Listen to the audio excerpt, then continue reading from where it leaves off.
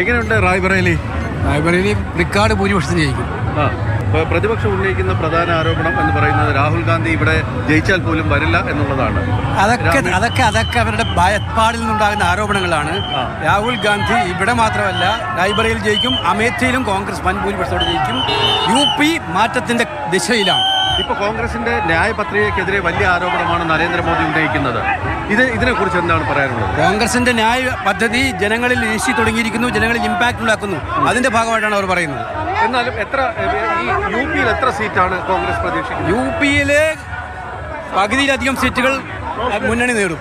ഇപ്പോൾ നിലവിലെ കോൺഗ്രസിൽ 1 സീറ്റാണുള്ളത്. കൂടുതൽ സീറ്റുകൾ അതിൽ കൂടുതൽ കിട്ടും. കോൺഗ്രസിന് മിനിമം 10 സീറ്റ് കിട്ടും. മിനിമം 10 സീറ്റ് കോൺഗ്രസിന് മാത്രം കിട്ടും. ഇന്ത്യയിലാകമാനം എത്ര സീറ്റിലാണ് കോൺഗ്രസ് പ്രതീക്ഷ അർപ്പിച്ചത്? കോൺഗ്രസ് ആരാംസെ ഗവൺമെന്റ് രൂപീകരിക്കാൻ ആവശ്യമായ നടപടി ഇന്ത്യ മുന്നണിക്ക് ഉണ്ടാകും.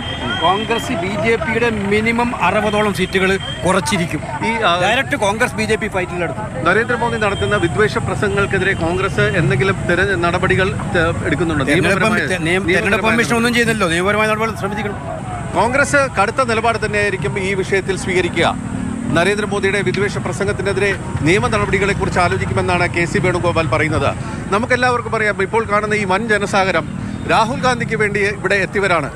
റായ്ബറേലി ഗാന്ധി കുടുംബത്തിൻ്റെ ശക്തി കേന്ദ്രമെന്ന് ഒരിക്കൽ കൂടി തെളിയിക്കുന്നതാണ് ഇപ്പോൾ ഇവിടെ ഈ മഹാരാജ്ഗഞ്ചിൽ നടന്ന ഈ റാലി. രാഹുൽ ഗാന്ധി പറഞ്ഞതാകട്ടെ വലിയ വാഗ്ദാനങ്ങളും കാർഷിക കടങ്ങൾ എഴുത്തള്ളും, 1 ലക്ഷം രൂപ വനിതകൾക്ക് നൽകുന്ന ന്യായപത്രികയിലെ വിവരങ്ങൾ എടുത്തു പറഞ്ഞുകൊണ്ടാണ് അദ്ദേഹം പ്രസംഗം തുടങ്ങിയത് തന്നെ. മാത്രമല്ല നരേന്ദ്രമോദി നിങ്ങളെ തൊഴിലില്ലാത്തവരാക്കി, അതുകൊണ്ട് അദ്ദേഹത്തോട് നന്ദി പറയുക തുടങ്ങിയ വലിയ രാഷ്ട്രീയ പ്രസ്താവനകളും തന്നെയാണ് രാഹുൽ ഗാന്ധിയുടെ ഭാഗത്തു നിന്നുണ്ടായത്. ഈ കാണുന്ന വലിയ ജനക്കൂട്ടം രാവിലെ മുതൽ തന്നെ ഇവിടെ എത്തിയവരാണ്.